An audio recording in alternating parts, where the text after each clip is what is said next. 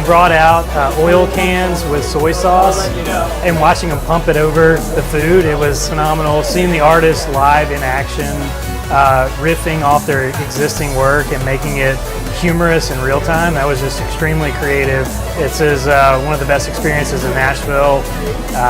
Would not miss it for the world.